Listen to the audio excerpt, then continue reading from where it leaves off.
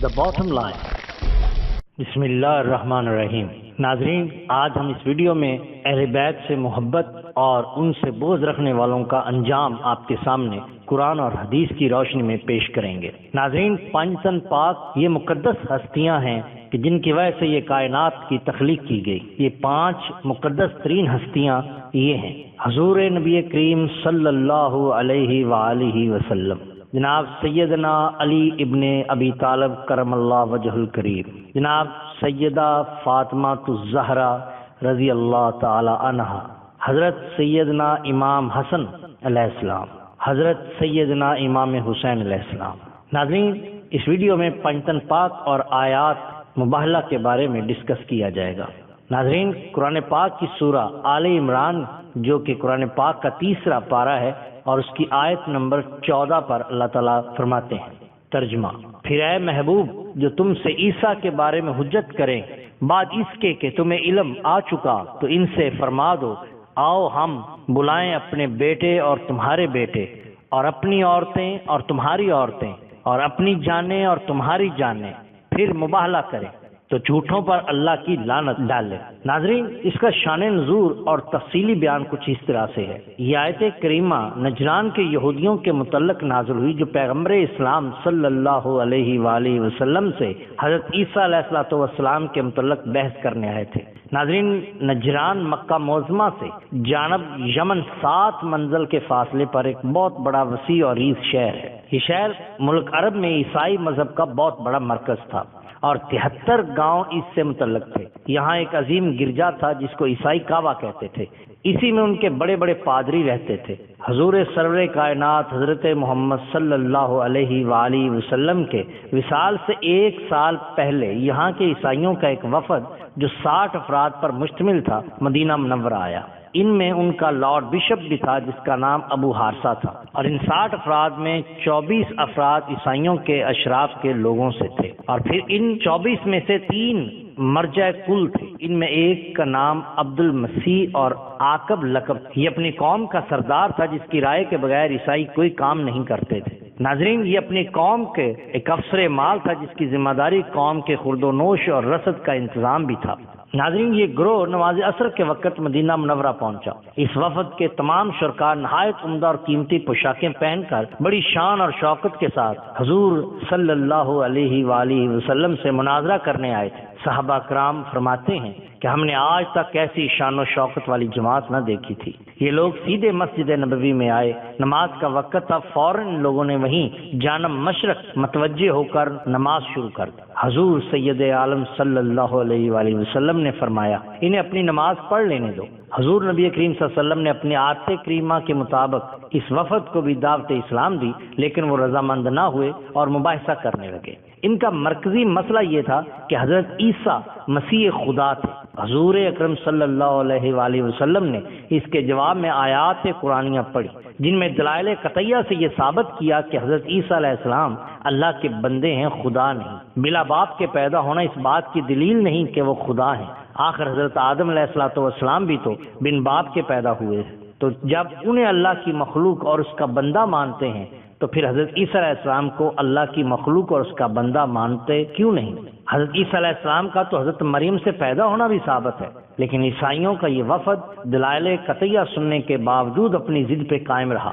تو اللہ تبارک تعالیٰ نے اپنے محبوب پاک حضرت محمد مصطفیٰ صلی اللہ علیہ وآلہ وسلم پر ان آیات مباہلہ کو نازل فرمایا اور ارشاد باری تعالیٰ ہوا، اے محبوب ان سے فرما دیجئے اگر تم اپنے وعدے میں سچے ہو تو آؤ ہم اور تم اپنے بال بچوں کو لے کر اللہ تعالیٰ کے سامنے دعا کریں.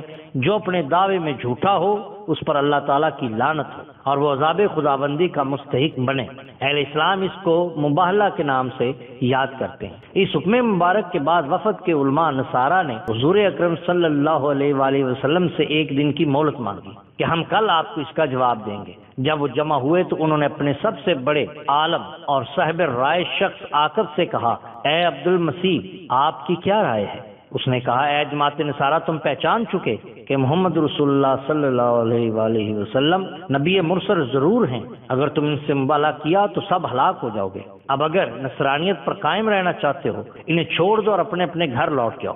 یہ مشورہ کرنے کے بعد وہ تمام لوگ رسالت ماہ صلی اللہ علیہ وسلم کی خدمت عالیہ میں حاضر ہوئے تو انہوں نے دیکھا کہ حضور اکرم صلی اللہ علیہ وآلہ وسلم کی گود میں امام حسین علیہ السلام ہیں اور دست مبارک میں امام حسن کا ہاتھ، اور حضرت فاطمہ الزہرا اور جناب حضرت علی کرم اللہ وجہ الکریم حضور کے پیچھے ہیں۔ حضور اکرم صلی اللہ علیہ وآلہ وسلم نے ان لوگوں سے فرما رہے ہیں کہ جب میں دعا کروں تو تم سب آمین کہنا۔ نجران کے سب سے بڑے پادری بشپ نے جب اس نورانی قافلے کو دیکھا تو کہنے لگا، اے گروہ نصارہ، یعنی بے شک ایسے چہرے کو دیکھ رہا ہوں کہ اگر یہ لوگ اللہ تعالیٰ سے پہاڑ کو اس کی جگہ سے ہٹانے کی دعا کریں تو یقیناً اللہ تعالیٰ پہاڑ کو اس کی جگہ سے ہٹا دے گا۔ تم والا مت کرو ورنہ ہلاک ہو جاؤ گے، اور قیامت تک روئے زمین پر کوئی عیسائی باقی نہ رہے۔ چنانچہ عیسائیوں نے اپنے پادری کی بات مان لی اور مبالغہ سے راہ فرار اختیار کی اور جزیہ دینا منظور کر لیا۔ تاریخ اسلام مولفہ عبد الرحمن شوق امرتسری نے اپنی کتاب کے صفحہ نمبر 281 جلد اول میں یہ تحریر کیا کہ عیسائیوں نے جب جزیہ دینا قبول کیا تو اس کے ساتھ یہ صلح نامہ بھی لکھا کہ مسلمانوں کی طرف سے جو بھی قاصد ان کے پاس آئے گا وہ اس کی مہمان نوازی کریں گے، نہ سود لیں گے نہ سود کا کاروبار کریں گے، مسلمان ان کے دین اور ان کی آزادی کے نگران رہیں گے۔ اس صلح نامہ پر نامور صحابہ کرام نے دستخط فرمائے اور ان کے حوالے کر دیا۔ پھر رسول کریم صلی اللہ علیہ وسلم نے ارشاد فرمایا، یعنی قسم ہے اس ذات کی جس کے قبضہ میں میری جان ہے کہ اہل نجران پر یقینی ہلاکت طاری ہو جاتی اگر وہ ہم سے مبالغہ کرتے، تو بندروں اور سور کی صورت میں مسخ کر دیے جاتے اور عذاب الہی کی آگ سے ان کے جنگل جل جاتے، نجران اور وہاں کے رہنے والے حتیٰ کہ درختوں پر بیٹھے ہوئے پرندے جل جاتے، اور 1 سال کی مدت میں تمام عیسائی ہلاک ہو جاتے۔ سیرت رسول عربی تفسیر صفحہ نمبر 85۔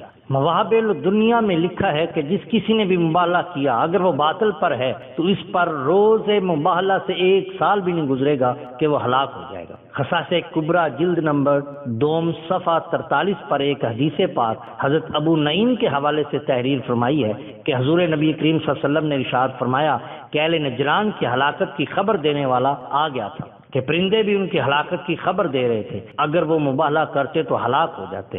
صحیح مسلم شریف جلد 2 صفحہ نمبر 278 حضرت سعد بن ابی وقاص ایک حدیث نقل کی جاتی ہے کہ جب یہ آیت یعنی آیت مبالغہ نازل ہوئی کہ ہم اپنے اور تمہارے بیٹوں کو بلائیں تو رسول کریم صلی اللہ علیہ وسلم نے فرمایا کہ علی، فاطمہ، حسن اور حسین کہاں ہیں، اور بی بی فاطمہ الزہرا کو بھی بلائیں کیونکہ یہی میرے گھر والے ہیں۔ ناظرین، اس ضمن میں ہم چادر والی حدیث کو بھی نقل کر سکتے ہیں کیونکہ جب یہ آیت نازل ہوئی تو حضور کریم صلی اللہ علیہ وسلم نے انہیں بلایا اور حسین کو گود میں لیا، حسن کا ہاتھ پکڑا، حضرت فاطمہ اور حضرت علی آپ کے پیچھے تھے۔ پس معلوم ہو گیا کہ آیت سے مراد حضرت فاطمہ کی اولاد اور ان کی ذریت ہے۔ علماء کرام نے فرمایا ہے کہ حضرات پنجتن پاک کا وسیلہ دعا کی قبولیت کے لیے اکثیر اعظم ہے اور ان کے وسیلے سے مانگی ہوئی دعا انشاءاللہ پوری ہوگی۔ ناظرین، جب تک مسلمانوں کے ہاتھ میں قرآن حکیم اور اہل بیت اطہار کا دامن رہا وہ کبھی گمراہ اور رسوا نہیں ہوئے بلکہ ہمیشہ فتح و کامرانی ان کے قدم چومتی رہی۔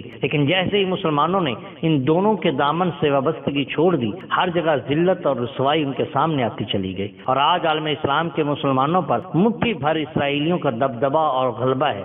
اس کی سب سے بڑی وجہ یہی ہے کہ مسلمانوں نے قرآن حکیم اور اہل بیت نبوت کو بھلا دیا۔ آج بھی وقت ہے، اگر مسلمان وہی سرخ روئی اور فتح و کامرانی چاہتا ہے تو اپنے آپ کو قرآن حکیم اور اہل بیت نبوت سے وابستہ کر لے اور اپنے دل کو اہل بیت نبوت کی محبت کا مدینہ بنا لے، تو انشاءاللہ تعالی فتح و کامرانی پھر ان کے قدم چومیں گی۔ اہل بیت اطہار کی محبت کا مقام اور اس کی اہمیت اتنی زیادہ ہے کہ خود خدا نے اپنے مقدس کلام پاک میں ارشاد فرمایا، سورہ شورا پارہ نمبر 25 آیت نمبر 4، تم فرماؤ میں اس پر تم سے کچھ اجرت نہیں مانگتا مگر قرابت کی محبت، یعنی میں تم سے اپنے قرابت داروں کی محبت کا مطالبہ کرتا ہوں۔ ناظرین، اگر آپ کو یہ ویڈیو پسند آئی ہو تو لائک کیجئے اور شیئر کیجئے تمام مسلمانوں کو، اور سبسکرائب کیجئے ہمارا چینل تاکہ ہم آپ کے لیے اور بھی بہترین ویڈیوز لا سکیں۔ بہت شکریہ، اللہ حافظ۔